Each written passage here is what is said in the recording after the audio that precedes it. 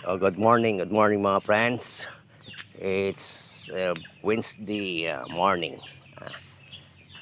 Samahan niyo ako, maglakad-lakad tayo. Tatapos natin magpakain ng mga alaga natin. Maglakad tayo sa mga gilid-gilid, baka sakaling mayroon tayong makikitang bigay ng kalikasan, yung kabuti na siyang usong-uso ngayon. Ito, nakikita niyo, mayroon akong dalang paglalagyan.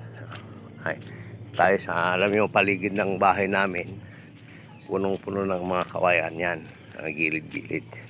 Yan laging pinagkukulan namin ng mga kabuti sa mga boundary ng lote namin dito sa probinsya.